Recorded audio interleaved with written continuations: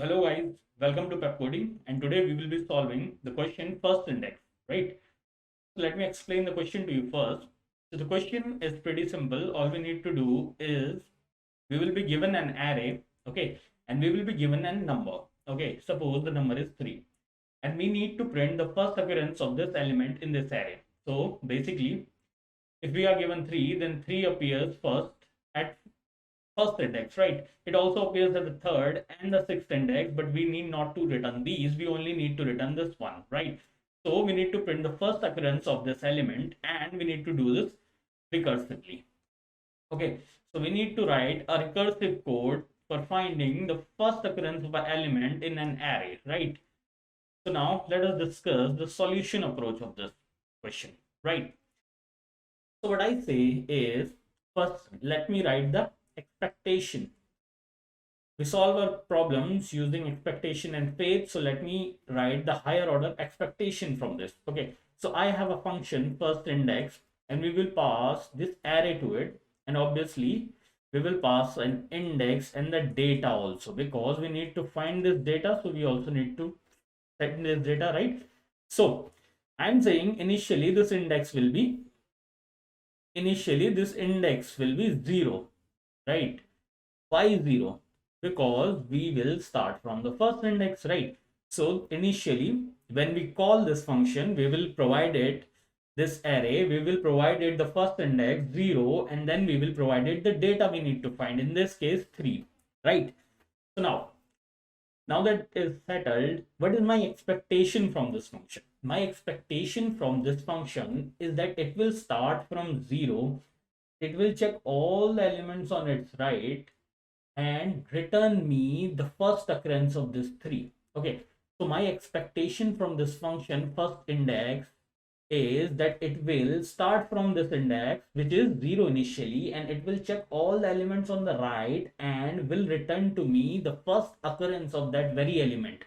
In our case it is 3, so this function should return to me 1, because 3 first comes at the first index, right? Now how do we meet our expectation? We meet our expectation using our faith, right? So now let us see what is my faith. So for this question, first of all, I am going to discuss the faith with you. Then I am going to tell you what were the limitations of that faith, or what were the demerits of using that faith, and then we will try to optimize it, right? So now let's see. My faith for this function is that when I am sitting here at the 0th index, I will put a faith on my neighbor. I will put my faith on my neighbor 1 that it will give me the first occurrence of 3 in this array, right? From 1 to n minus 1, right? So from 1 to 7, it will give me the first occurrence of this element 3, that will be 1. So this is my faith, and how will I meet my expectations from it? I will check. See, this one have returned me that from 1 to 7 is there, what is the first occurrence of this 3, so the return value is 1. Now it is also possible that I am sitting at 0, and 0 is 3, right? 0 may be 3. So what is my work? My work is I will meet my expectation from using my faith by checking if myself, me, is equal to the data that is being provided. If yes, then I am the first occurrence. Okay, return my index, and if I am not equal to data, then return whatever is being returned by the faith, So how I met my expectation from my faith? My faith was, I will ask my neighbors to find the maximum element, to find the first occurrence of this element on my right side. Okay, now how will I meet my expectation? I will say that if I am the data myself, then I am the first occurrence, not the one that is on the right. Okay, that is on the right. So I am the first occurrence. So all I need to do is return myself. And if I am not that data, so return whatever is returned by the right side, right? So now let me try to code this. Okay, let us try to code this. Please wait for a second. Let me erase this all because it will help us in our dry run also. Okay, so okay, this should be 2, this should be 3. Now let us try to code it. Okay, so I have already taken the input. See here, this n is the size of the array. This is my array. I have taken this array as input, and this is the data that I need to search. So first thing first, what we need to do is call the first index, call a recursive function, right? So call a recursive function, pass or array. Now initially the index is going to be 0 because we are going to starting from 0 to n minus 1. Now I need to find this data, so I called so I passed this data also. Now what is my expectation from this function? My expectation from this function is that it will return to me the first occurrence, okay, the first occurrence of this data, right? And whatever is the first occurrence, I will simply print it. So okay, system.out.println first, right? Now let us come to a recursive function. Now let us try to meet our expectation using our faith. So what is my faith? My faith is that, okay, let me just copy this, right? Let me just copy this name. Okay, so my faith is that I will call my neighbor who is going to be my neighbor, just the next element. So index plus 1. And it will give to me, the first index in the smaller array. Okay, so I am calling it first index in smaller array. Okay, and FIIS, first index in the smaller array, right? So this will give me the first occurrence in the smaller array. Now, is this going to be my answer every time? No, this is not going to be my answer. Suppose there was something like 3, 5, 2, then again 3, then 4. So 0, 1, 2, 3, 4. Now, if I put my expectation on this one, my faith on this one, that it will give me the first occurrence of 3 on the right side. So it will return to me 3. That yes, on my right side, the first occurrence of 3 was on index 3, right? But this 3 is not the right answer. The right answer is 0. So what I need to do is I need to check whether or not if I am the element myself. Okay, so now let us do that. So if myself array index is equal to the data, then I am the first occurrence, so return index. Okay, or else if this is not the case, then I am not the first index, so return FIIS, right? And remove this return 0 because it was already there, right? Now if index is equals to array dot length, so this is our base case when we have traveled through the array. What we need to do, we need to return -1 because see, we are at the array length. So suppose array is 3, 3, 3, 4, 5. We were searching for 3, so we traversed from here, here. We have reached here 0, 1, 2, 3, 4 at the fifth array length here. So there is no element here. So can there be occurrence of this element? No. If there is no element, how can there be occurrence? No. So I returned -1 from here. Okay. So this is our code. Hopefully it works. Let me try to run this. Okay, accepted. So this works. Like I'm trying to submit it first. So this was our first approach, and it works fine. It will be it is taking some time, but it will get submitted, right? But there is this little problem with this approach. Let me discuss this problem using dry run, right? So let me take this snippet to my whiteboard. Let me take this snippet to my whiteboard and let us discuss. Okay. So first take it here, right? It big. Okay. Hope you guys can see it now. So what was the problem with this approach is basically what will happen when we call a recursive function? We will get a stack. Please don't mind my crude penmanship. I am a little new at this. Okay, right. So first of all, what will happen is this first index function will be called. Okay, so this first index function will be called for this array. So suppose the end address of this array is 4k. What are the parameters of my first index function? See, array. So 4k, because the address of this array is 4k, right? Now index, initially we were providing the index 0. Okay, now data, we are trying to find 3, right? So this was our first call when we called this function, right? Now what will happen? Okay, this 4k will call its neighbor.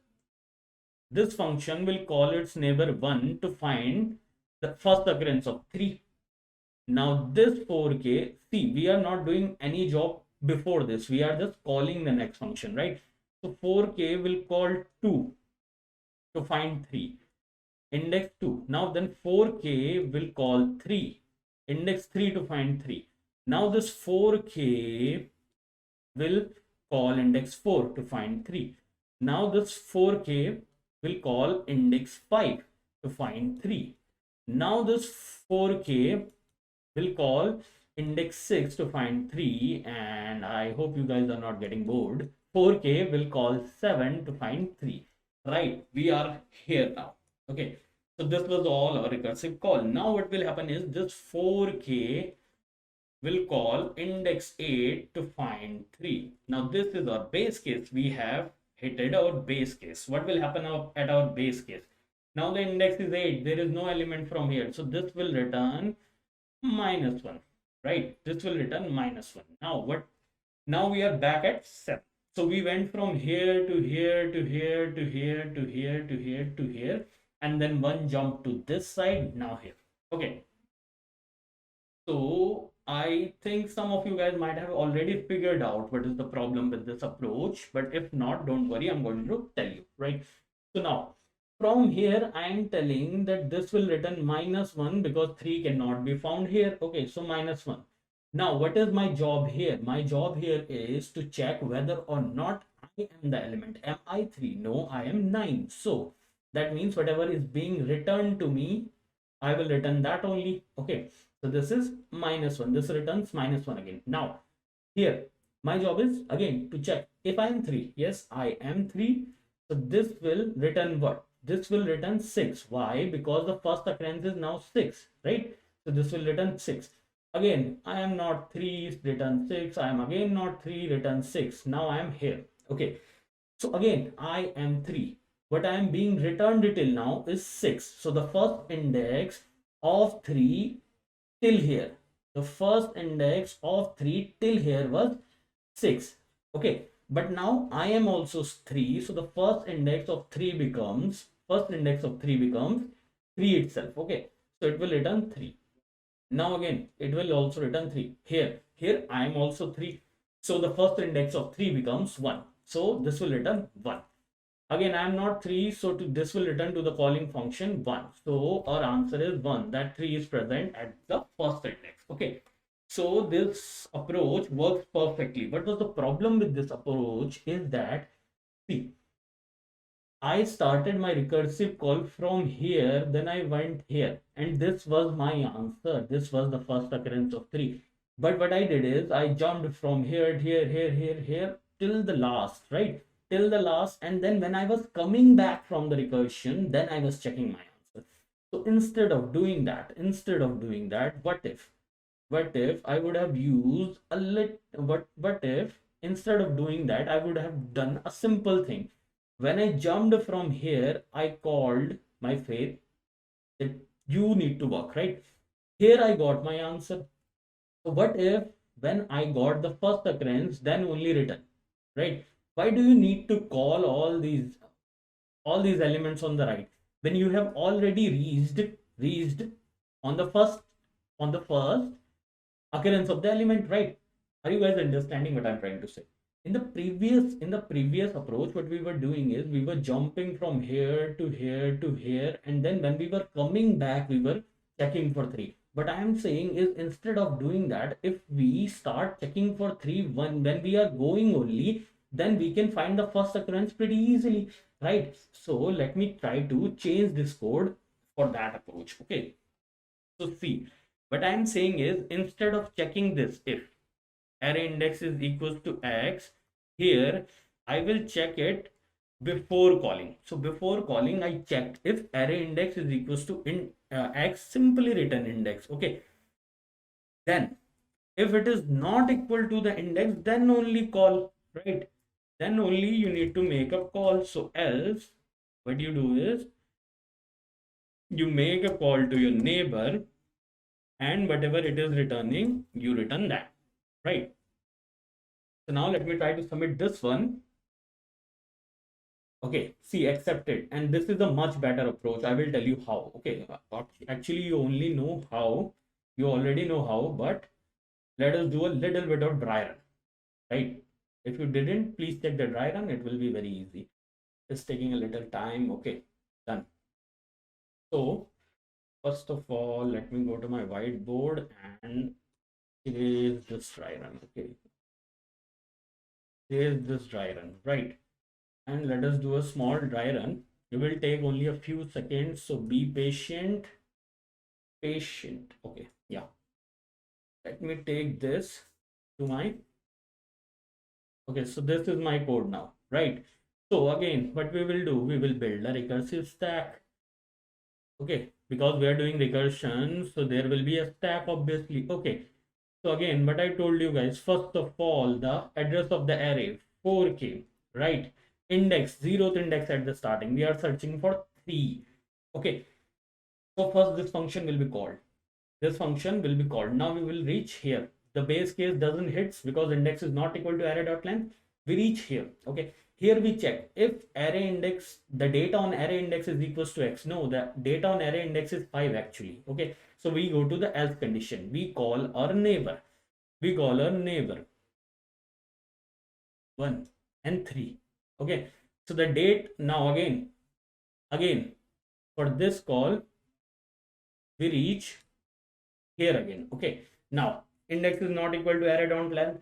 If array index is equals to data, yes, the array index is equals to data. So here only we have found our answer. We don't need to do any more calls. We simply return index 1 from right here. Okay, so now I hope you guys understand why this approach is much more optimized than the earlier. And if you guys like this video, please subscribe to Pep Coding. Thank you.